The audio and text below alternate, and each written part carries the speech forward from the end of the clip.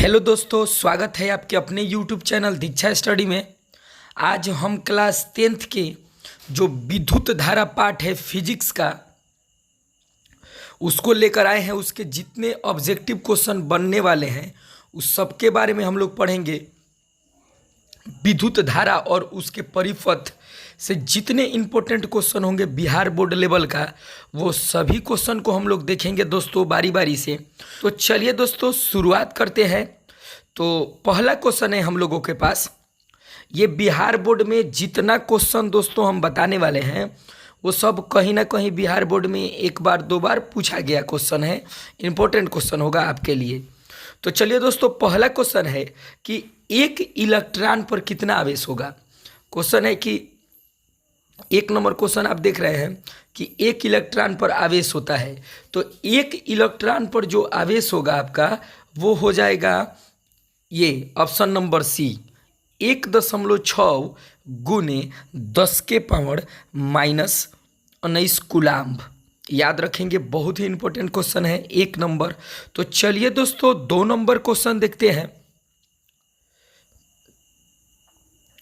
2 number हम लोग के पास क्वेश्चन है कि विद्युत आवेश का एसआई मात्रक क्या है। विद्युत आवेश का एसआई मात्रक क्या है आपको बताना है। तो याद रखेंगे दोस्तों, आवेश का जो एसआई मात्रक होता है वही विद्युत आवेश का एसआई मात्रक होगा। तो आप जानते होंगे कि ये जो आवेश है या विद्युत आवेश है इसका एसआई मात्रक कूलाम्ब होता है, याद रखेंगे। और ओम प्रतिरोध का एसआई मात्रक होता है, एम्पियर विद्युत धारा का एसआई मात्रक होता है, याद रखेंगे आप लोग।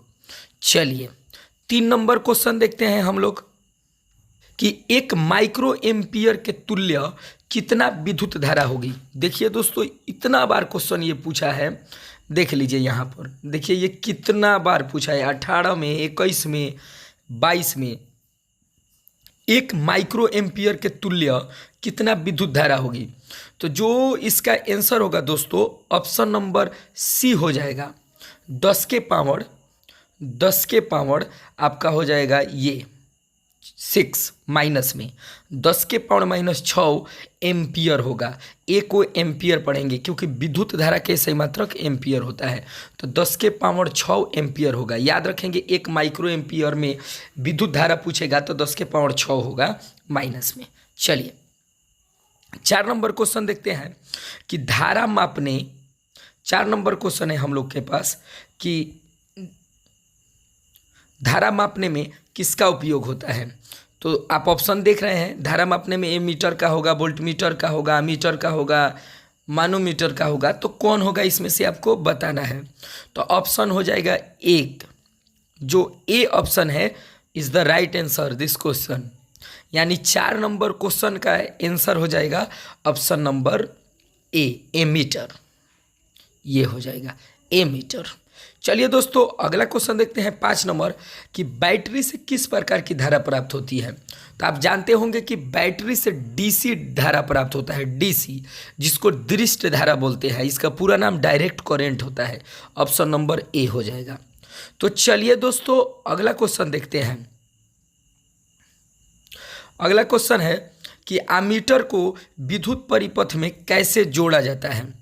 याद रखेंगे दोस्तों, बहुत ही बढ़िया क्वेश्चन है कि एमीटर को विद्युत परिपथ में कैसे जोड़ा जाता है। तो श्रेणी क्रम में जोड़ा जाता है, याद रखेंगे श्रेणी क्रम में। अब वोल्टमीटर को पूछेगा तो समानांतर क्रम में, ये भी याद रखेंगे। 7 नंबर क्वेश्चन है कि विद्युत धारा का एसआई मात्रक क्या होता है। तो आप ऑप्शन नंबर डी पर टिक लगाएंगे, एम्पियर होता है। विद्युत धारा को सूचित करते हैं हम लोग बड़ा वाला आई से, याद रखेंगे दोस्तों। चलिए दोस्तों अगला क्वेश्चन है 8 नंबर। 8 नंबर किस उपकरण में, ये 8 नंबर क्वेश्चन देख रहे हैं, किस उपकरण में धन और ऋण का चिन्ह नहीं होता है। बहुत ही बढ़िया क्वेश्चन है दोस्तों कि किस उपकरण में धन और ऋण का चिन्ह नहीं होता है। तो इसका आंसर हो जाएगा कुंडली। कुंडली में कोई चिन्ह नहीं होता है। एमीटर वोल्टमीटर में होता है चिन्ह, कुंडली में कोई चिन्ह नहीं होता है। चलिए 9 नंबर क्वेश्चन देखते हैं। 9 नंबर क्वेश्चन है किसी बल्ब में 1 मिनट में 120 कूलम आवेश प्रवाहित हो रहा है तो विद्युत धारा का मान क्या होगा। विद्युत धारा का मान क्या होगा? तो इसका आंसर हो जाएगा दोस्तों 2 एम्पियर। 2 एम्पियर उसमें प्रवाहित होगा विद्युत धारा। ये कैसे बनेगा? तो आप जानते होंगे कि V बराबर आई आर एक फॉर्मूला होता है। तो जब आई के मान निकालेंगे तो V बटा आर, इस पे सजाएंगे बनाएंगे तो ये बन जाएगा सवाल। कोई बड़ा चीज़ नहीं है, आसान क्वेश्चन है। तो चलिए दोस्तों अगला क्वेश्चन देखते हैं हम लोग। 10 नंबर क्वेश्चन। 10 नंबर क्वेश्चन है हम लोग के पास कि जब किसी चालक से विद्युत धारा बहती है तो गतिशील कण क्या होते हैं? तो गतिशील कण उसमें क्या होंगे? परमाणु होंगे कि आयन होगा कि प्रोटॉन होगा कि इलेक्ट्रॉन होगा? तो आप जानते होंगे दोस्तों कि किसी भी अगर विद्युत परिपथ से धारा जाएगा तो उसमें इलेक्ट्रॉन के प्रवाहित होता है। आप जानते होंगे कि इलेक्ट्रॉन के प्रवाहित होता है। तो 10 का आंसर हो जाएगा आपका डी। चलिए दोस्तों हमारे पास 11 नंबर क्वेश्चन आ चुका है। 11 नंबर जो क्वेश्चन है, 11 नंबर क्वेश्चन है ये आप देख रहे हैं कि 1 कूलाम्ब विद्युत आवेश कितने प्रोटॉन से बनता है? तो आप याद रखेंगे ऑप्शन नंबर सी हो जाएगा। 6.25 × 10 के पावर 18 प्रोटॉन से बनते हैं। याद रखेंगे ऑप्शन नंबर सी को। चलिए अब हम क्वेश्चन देखते हैं दोस्तों 12 नंबर क्वेश्चन। 12 नंबर क्वेश्चन है कि किसी चालक तार से प्रवाहित विद्युत धारा में गतिशील कण क्या होते हैं?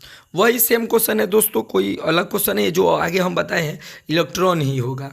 चलिए 13 नंबर क्वेश्चन है कि विद्युत आवेश के प्रवाह को दर को क्या कहते हैं? तो विद्युत आवेश के प्रवाह को दर को विद्युत धारा कहते हैं। ऑप्शन नंबर ए हो जाएगा। तो चलिए दोस्तों अगला क्वेश्चन देखते हैं हम लोग। हम लोग आगे देखते हैं। ये जो आप स्क्रीन पर देख रहे हैं ये नंबर इसलिए चेंज हो रहा है दोस्तों क्योंकि जिससे जो संबंधित क्वेश्चन है उसको हम अलग अलग टाइपिंग करके बनाए हैं क्योंकि आपको ज़्यादा समझ में आए। जैसे विद्युत विभव और विभवांतर से संबंधित जितना क्वेश्चन बनेगा आपका इम्पोर्टेंट, वो सब क्वेश्चन इसमें डाल दिया गया है। तो चलिए दोस्तों हम लोग बारी बारी से क्वेश्चन को फिर देखते हैं। तो चलिए दोस्तों हम लोग के पास पहला क्वेश्चन है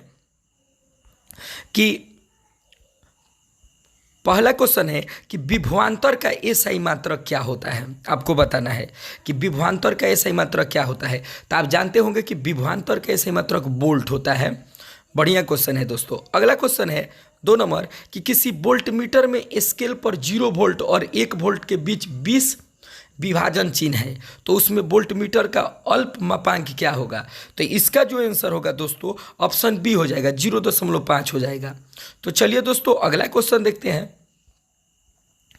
3 नंबर क्वेश्चन है कि विभवांतर मापने वाला यंत्र को क्या कहते हैं? तो बताना है कि विभवांतर जिससे मापते हैं उस यंत्र को हम लोग क्या कहते हैं? तो आप जानते होंगे कि विभवांतर मापने वाला यंत्र का नाम है वोल्ट मीटर। अब विद्युत धारा मापने वाले यंत्र का नाम है एमीटर। याद रखेंगे दोस्तों।